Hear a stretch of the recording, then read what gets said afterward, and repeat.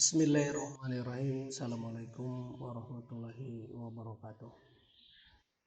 Anak-anakku sekalian, baik, pada pertemuan ini kita lanjutkan pertemuan kita yang sudah dilaksanakan sebelumnya.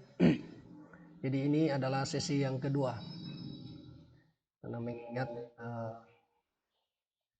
waktu supaya tidak terlalu memakan waktu yang lama, kemudian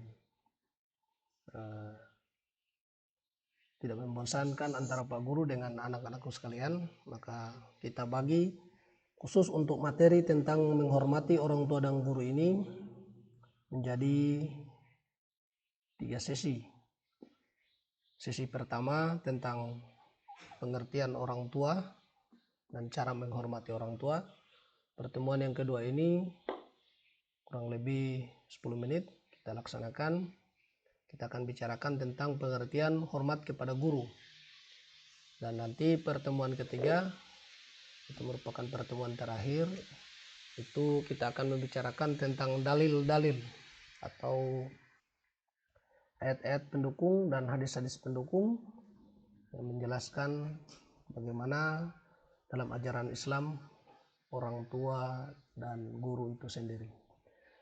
Baik, pada pertemuan kedua ini, sesi kedua ini, kita lanjut dengan pengertian hormat kepada guru.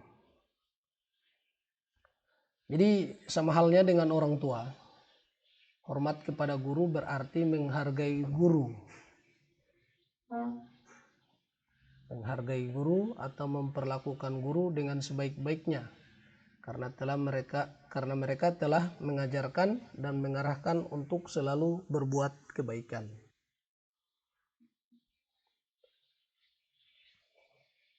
Jadi tentu perbedaan antara guru dengan orang tua mungkin anak-anakku sekalian sudah rasakan. Perbedaan yang mendasar, kalau orang tua mungkin bisa mendampingi anak-anakku sekalian lebih kontinu daripada guru. Tetapi pada prinsipnya antara guru dengan orang tua punya satu tujuan yang sama, yaitu bagaimana agar anak-anakku sekalian bisa selamat dunia dan akhirat, sejahtera di dunia dan sejahtera di akhirat, bisa mendapatkan masa depan yang lebih cerah. Sehingga peran guru juga sangat penting untuk membentuk karakter kepribadian dari anak-anakku sekalian. Sosok seorang guru tidak kalah pentingnya dengan orang tua, karena melalui peran guru seorang bisa memiliki ilmu sebagai bekal hidup di dunia dan akhirat. Oleh sebab itu, orang tua dan guru harus dimuliakan dan dihormati dengan tulus sebagai ungkapan terima kasih atas pengorbanan, bimbingan, pengarahan, pengajaran, pendidikan, kasih sayang, cinta kasih yang telah diberikan kepada kita. Jadi intinya bahwa kenapa antara guru dan orang tua kita harus menghormati keduanya, menghormati dan menghargai keduanya, karena apa yang kita miliki saat ini tidak jauh dari peran kedua orang ini, yaitu orang tua dan guru. Guru siapapun dia. Jangan pernah menganggap misalnya guru SD, kemudian ketika saat ini sudah duduk di bangku SMK, kemudian mereka juga dilupakan. Tidak boleh. Kenapa? Karena anak-anakku sekalian bisa sampai ke jenjang saat ini karena tentu tidak lari juga, tidak jauh juga dari peran dari guru-guru pada tingkat-tingkat sebelumnya. Belum tentu anak-anakku saat ini bisa membaca jika tidak ada peran daripada seorang guru. Jadi intinya Kita harus memperlakukan keduanya, kita harus menghormati keduanya, kita menghargai keduanya, karena keduanya begitu berarti bagi diri kita. Karena mereka telah begitu tulus mendidik dan membesarkan kita. Adapun hormat atau akhlak terhadap guru dapat dilakukan sebagai berikut. Jadi sama halnya dengan pertemuan sebelumnya, ada beberapa hal yang sifatnya umum yang Pak Guru sampaikan tentang cara atau akhlak menghormati atau menghargai orang tua. Nah, sekarang kita lihat lagi-lagi secara umum bagaimana kita menghormati atau berakhlak terhadap guru. Yang pertama yang kita lakukan adalah cintai dan hormati guru yang sudah mengajarkan ilmu dan mendidik dengan baik. Cintai dan hormati. Wajib kita lakukan kepada mereka. Cintai dalam artian kita menyayangi mereka, kita ketika bertemu maka kita minimalnya kita mengucapkan salam kepada mereka, menunjukkan perhatian kepada mereka, menanyakan bagaimana keadaan mereka, dan banyak hal yang minimalnya ketika mereka bertemu dengan kita maka ada kebanggaan tersendiri di dalam hati mereka akan keberadaan kita saat ini. Yang kedua, yaitu senantiasa mendoakan guru untuk kebaikan dunia dan akhiratnya dan bersikap tawadu di hadapan guru agar diberi kemudahan dalam proses menuntut ilmu. Nah, ini kadang anak-anakku sekalian sering menyepelekan persoalan seperti ini. Kadang apalagi kalau seorang guru punya kekurangan, maka terkadang ada yang suka melecehkan mereka, ada yang membicarakan atau menirukan gaya atau aib yang ada pada diri mereka. Ingat bahwa pengetahuan itu bisa didapatkan, tetapi keberkahan itu tidak semua kita dapatkan.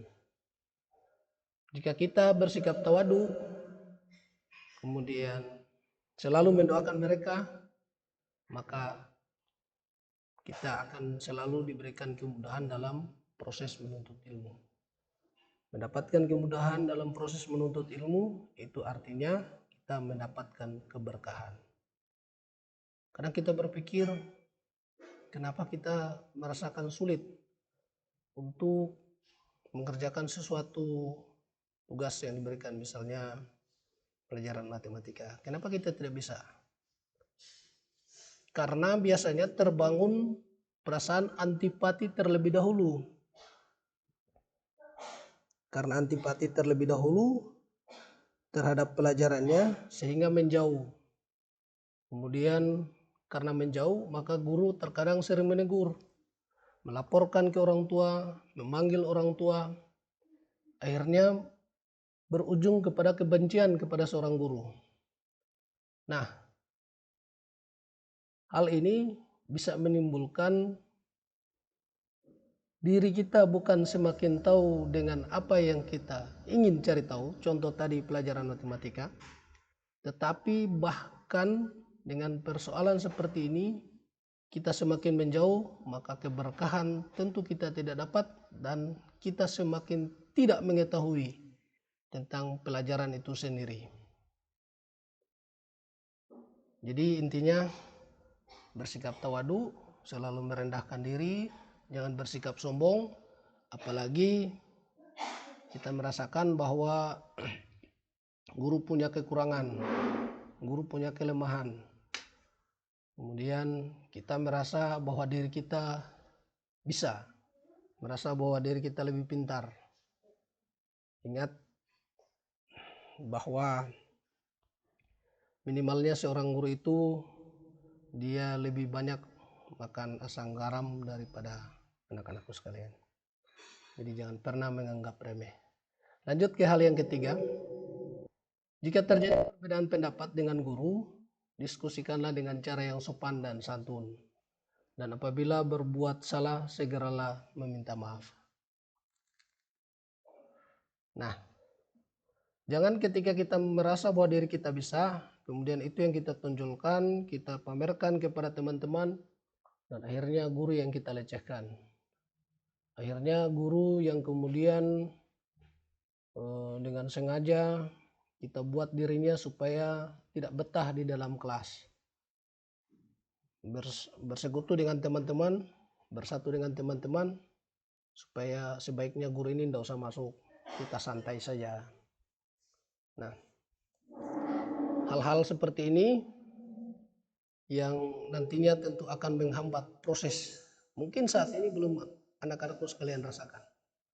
Tapi nanti ketika di masa yang akan datang, di masa yang ketika mungkin kalian akan lulus, nanti disitulah kalian akan rasakan kenapa dulunya saya tidak rajin belajar, kenapa saya jarang masuk sekolah, kenapa saya jarang masuk kelas, kenapa saya benci dengan pelajaran ini, kenapa saya benci dengan pelajaran itu. Hal-hal seperti inilah yang kemudian muncul penyesalan, mungkin bukan pada saat ini, tapi yang pasti nanti ketika kita menganggap remeh satu ilmu. Dan harus diingat bahwa kenapa guru itu sangat mulia, posisinya dimuliakan di dalam agama, di dalam kehidupan sosial bermasyarakat, bahkan di dalam ajaran Islam pun itu sendiri banyak para ulama yang menyamakan bahwa guru itu sebenarnya adalah ulama, dan ulama itu adalah pewaris para nabi. Apalagi kalau guru yang kemudian punya peran begitu penting terhadap pembentukan kepribadian anak didik. Sekali lagi, jangan pernah melecehkan yang namanya guru. Lanjut. Nah, ini sudah mengakhiri pembelajaran untuk sesi ini. Sebelum menutup pembelajaran, silakan berikan tanggapan dalam bentuk komentar tentang bagaimana cara atau akhlak terhadap guru. Maksudnya di sini, Pak Guru punya keinginan kalian bukan cuma nonton, bukan cuma melihat, tapi kemudian tidak ada yang membekas, tidak ada pengetahuan yang didapat. Pak Guru inginkan adalah silakan kalian mengkreasikan dari sifat yang dari hal-hal yang bersifat umum ini, silakan dikembangkan dalam bentuk kehidupan sehari-hari yang kalian lakukan terhadap guru, dan itu merupakan akhlak yang baik. Kira-kira seperti apa? Contoh kecil misalnya tadi, ketika bertemu bukan menghindari guru, tapi justru kemudian menyapa dia, memberikan salam kepadanya, menanyakan tentang keadaannya. Itu contoh kecil dalam kehidupan sehari-hari. Silakan buat dalam komentar seperti itu, tulis nama, komentarnya muat apa. Kemudian kalau berkomentar silakan komentari di Google Classroom sebagai bukti kehadiran dan perhatian. Tidak seperti yang sebelumnya pada sesi pertama. Rata-rata cuman menuliskan hadir, hadir. Ya, persoalan hadir Pak Guru tetap tahu. Ketika kamu masuk di Google Classroom, proses pembelajarannya Pak Guru sudah tahu kalau kalian melihat atau tidak.